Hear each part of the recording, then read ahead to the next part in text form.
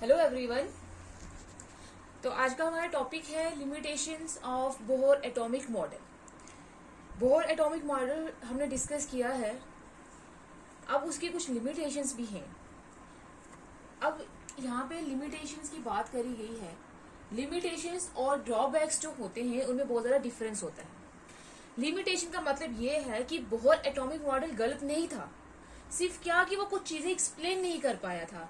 उसने बातें आधी अधूरी करी थी, उसने कुछ जो चीजें थी वो अधूरी रखी थी, उसने अच्छे से एक्सप्लेन नहीं कर पाया था, तो वो होती है उसकी लिमिटेशंस। ड्रॉबैक्स का मतलब ये होता है कि उसने जो कोई चीज अगर बोली होती, अगर वो गलत होती तो वो उसका ड्रॉबैक होता। लेकिन बोहर ने जितनी भी चीजें जो एटम के लिए बोली हैं वो बिल्कुल सही हैं, क्योंकि हम आज भी एनर्जी शेल्स मानते हैं कि इलेक्ट्रॉन एक सर्कुलर पाथ में रिवॉल्व करता है, जिसको हम ऑर्बिट्स बोलते हैं, जिनको हम KLMN से डेजिग्नेट करते हैं, रिप्रेजेंट करते हैं। इलेक्ट्रॉनिक ट्रांजिशंस होती हैं। तो बोहर का जो एटॉमिक मॉडल है वो गलत नहीं था, सिर्फ क्या कि वो कुछ चीजें एक्सप्लेन नहीं कर पाया था। तो वो फर्स्ट जो चीज जो वो एक्सप्लेन नहीं कर पाया था, it could not explain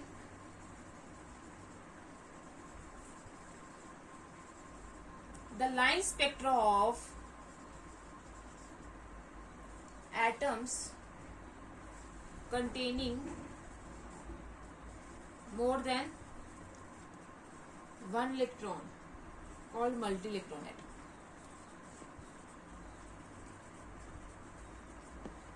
तो फर्स्ट लिमिटेशन बोहर की ये है कि ये सिर्फ हाइड्रोजन एटम के ही स्पेक्ट्रा को एक्सप्लेन कर पाया था।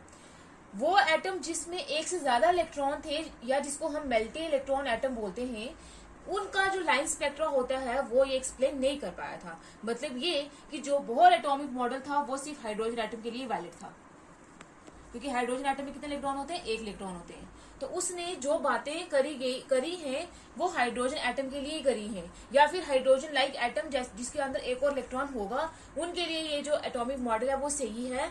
बाकी जितने भी जो मल्टी इलेक्ट्रॉन एटम है जिसमें एक से ज्यादा इलेक्ट्रॉन है, उनके लिए ये जो बोहर एटॉमिक मॉडल है वो वैलिड नहीं है।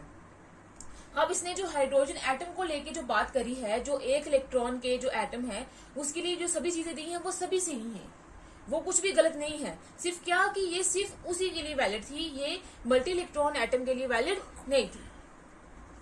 सेकेंड इसकी लिमिटेशन है,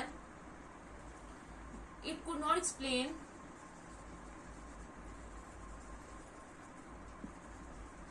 द रिलेटिव इंटेंसिटीज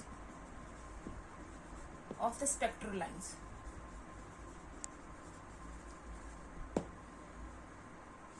ये जो है बोहर एटॉमिक मॉडल, ये स्पेक्ट्रल लाइंस की रिलेटिव इंटेंसिटी के बारे में कुछ नहीं बता पाया। रिलेटिव इंटेंसिटी के बारे में मतलब कि जैसे अगर हमने देखा कि एक स्पेक्ट्रम में जैसे रेड कलर की लाइट लेते हैं, रेड स्पेक्ट्रल लाइंस थी, तो उसने देखा कहीं जगह पे डार्क रेड कलर की लाइंस हमें दिखाई दे रही हैं, कहीं जगह पे जो है वो हमें लाइट रेड कलर की लाइंस दिखाई दे रही हैं। तो क्यों ऐसा होता है कि किसी जगह पे डार्क रेड लाइंस बनती हैं, किसी जगह पे लाइट रेड लाइंस बनती हैं? उनकी इंटेंसिटी क्यों डिफरेंट होती है उन स्पेक्ट्रल लाइंस की, वो बोहर एटॉमिक मॉडल डिस्कस नहीं कर पाया, वो ये नहीं बता पाया। थर्ड इसकी लिमिटेशन है, it could not explain the bond formation between the atoms. Bohr जो है वो ये एक्सप्लेन नहीं कर पाया कि जो एटम के बीच में जो बॉन्ड फॉर्मेशन होता है, वो ये एक्सप्लेन नहीं कर पाया कि बॉन्ड कैसे बनता है दो एटम्स के बीच में। जैसे हमारे पास कोई भी दो एटम्स है, ए और बी, तो ये क्या करते हैं, आपस में बॉन्डिंग करेंगे। बॉन्डिंग ये तीन तरीके से कर सकते हैं, या फिर ये इलेक्ट्रॉन को क्या कर सकते हैं, एक एटम क्या करेगा, इलेक्ट्रॉन को लूज करेगा, तब जाके बॉन्डिंग करेगा। दो तरीके से हो सकती है, एक अगर लूज करेगा दूसरा गेन भी करेगा ना, तो इसलिए एक लूज करेगा दूसरा क्या करेगा, गेन करेगा। तो एक जब लूज करेगा तो उसके ऊपर पॉजिटिव चार्ज आ जाएगा, दूसरा जब गेन करेगा तो उसके ऊपर नेगेटिव चार्ज आ जाएगा। और आयनिक स्पीशीज के बीच में जो बॉन्ड बनता है उसको हम आयनिक बॉन्ड बोलते हैं। एक इस तरीके की बॉन्डिंग होगी। दूसरी बॉन्डिंग क्या होगी कि एक एटम है और दूसरा एटम है, ये अपने इलेक्ट्रॉन जो है वो शेयर करेंगे।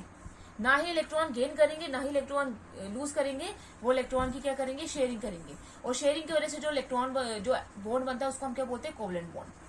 तो ये बॉन्ड क्यों बनता है, एटम्स जो है वो बॉन्ड फॉर्मेशन क्यों होती है, ये बोहर एक्सप्लेन नहीं कर पाया।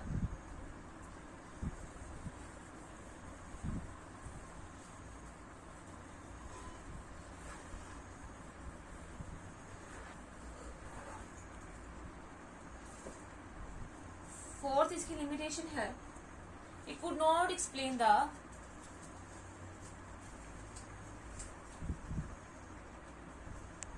Fine spectrum of the atom. ये एटम के फाइन स्पेक्ट्रम के बारे में कुछ भी एक्सप्लेनेशन नहीं दे पाया। अभी फाइन स्पेक्ट्रम क्या होता है, जैसे जब हम किसी भी एटम से व्हाइट लाइट पास करवाएंगे तो वो 7 कलर में स्प्लिट हो जाएगी, जिसको हम विबग्योर बोलते हैं।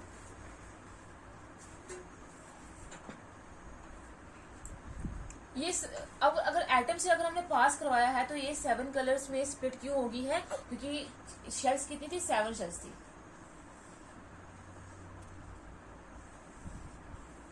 ये 7 शेल थी, हर एक शेल ने अलग अलग एनर्जी थी, अलग अलग एनर्जी की वजह से हर एक शेल ने अलग अलग फ्रीक्वेंसी वाली रेडिएशन को क्या किया होगा, स्प्लिट किया होगा। इसी वजह से हम बोलते हैं कि हमें 7 कलर्स दिखाई देते हैं।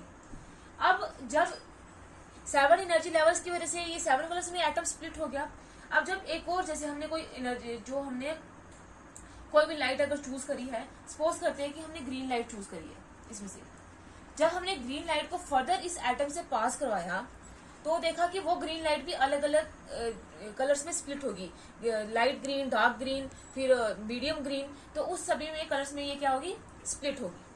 अब ये तो एक्सप्लेन कर दिया था बोहर ने कि एनर्जी लेवल्स होते हैं जिनको हम ऑर्बिट्स बोलते हैं, तो 7 एनर्जी लेवल थे, इसलिए ये व्हाइट लाइट 7 कलर में स्प्लिट होगी। लेकिन ये एक्सप्लेन नहीं कर पाया कि क्यों ये जो अब ये वाला जो कलर है जो हमने ग्रीन कलर दिया है वो आगे फर्दर उसकी स्प्लिटिंग क्यों हुई है। तो वो फर्दर स्प्लिट इसलिए हुआ है क्योंकि इन एनर्जी लेवल्स के अंदर भी क्या होती है, इन शेल्स के अंदर भी फर्दर आगे सब शेल्स होती हैं, जो आगे हम फर्दर डिस्कस करेंगे।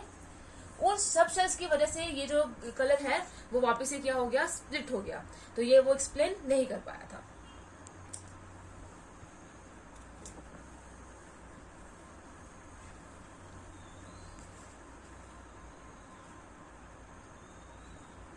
नेक्स्ट उसकी लिमिटेशन है,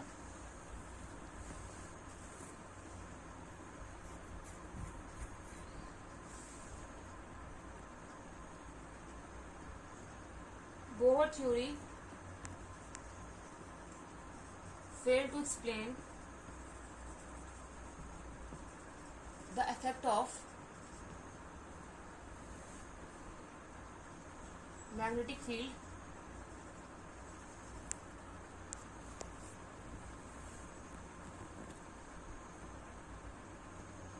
on the spectra of atoms और आइंस। बोहर थ्योरी ये एक्सप्लेन नहीं कर पाई कि मैग्नेटिक फील्ड का जो स्पेक्ट्रा में, जो एटम के स्पेक्ट्रा में जो इफेक्ट होता है वो उसकी एक्सप्लेनेशन नहीं दे पाया। ये ऑब्जर्व किया गया कि जब हमने इमिटिंग रेडिएशंस को, जो रेडिएशन इमिट हो रही थी, जब हमने उनको मैग्नेटिक फील्ड में प्लेस किया, जैसे ये नॉर्थ पोल हो गया, ये मैग्नेट हो गया, ये साउथ पोल, जब हमने इन इमिटिंग रेडिएशन को प्लेस किया स्ट्रॉन्ग मैग्नेटिक फील्ड में, तो हर एक जो स्पेक्ट्रल लाइन जो बनी थी, इमिटिंग जो रेडिएशन थी, वो आगे फर्दर स्प्लिटिंग होगी उसकी। ऐसे जब हमने उनको मैग्नेटिक फील्ड में रखा तो उनके आगे क्या होगी, फर्दर स्प्लिटिंग होगी। और इस फेनोमेना को हम बोलते हैं ज़ीमैन इफेक्ट। जब हम किसी भी स्पेक्ट्रल लाइन को मैग्नेटिक फील्ड के प्रेजेंस में, मैग्नेटिक फील्ड में रखते हैं तो वो आगे फर्दर स्प्लिट हो जाती है, इसी फेनोमेना को बोलते हैं ज़ीमैन इफेक्ट। अब ये जो ज़ीमैन इफेक्ट था, क्यों स्पेक्ट्रल लाइंस मैग्नेटिक फील्ड के प्रेजेंस में आके स्प्लिट हो जाती हैं, उसके बारे में बोहर थ्योरी कोई भी एक्सप्लेनेशन नहीं दे पाई थी। नेक्स्ट लिमिटेशन है,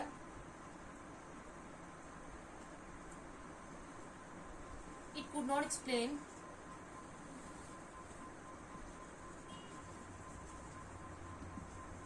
the effect of electric field।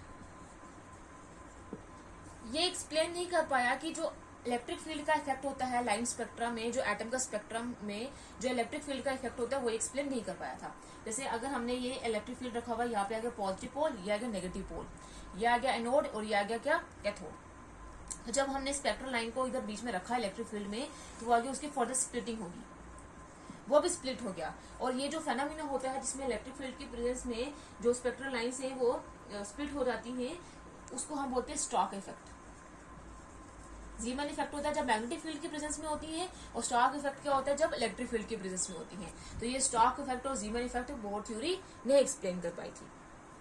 Last इसकी लिमिटेशन ये है कि ये शेप्स ऑफ द मॉलिक्यूल को एक्सप्लेन नहीं कर पाया, would not explain the shapes of the molecule. ये इसके बारे में कोई क्लू नहीं दे पाया कि क्यों एटम के बीच में जब बॉन्डिंग होती है वो शेप को इफेक्ट करती है, उनकी जो शेप होती है वो डिफरेंट डिफरेंट आती है, वो ये एक्सप्लेन नहीं कर पाया। अब इसकी इन लिमिटेशंस होने की वजह से, इतनी सारी लिमिटेशन होने की वजह से हम बोल सकते हैं कि जो बोहर एटॉमिक मॉडल है वो पार्शली सक्सेसफुल है। पार्शली सक्सेसफुल का मतलब कि इसने जो भी चीजें बोली हैं वो सारी गलत नहीं बोली हैं, सिर्फ ये कुछ चीजों को एक्सप्लेन नहीं कर पाया। इसलिए ये क्या होता है, ये हम बोलेंगे कि ये क्या है, पार्शली सक्सेसफुल है।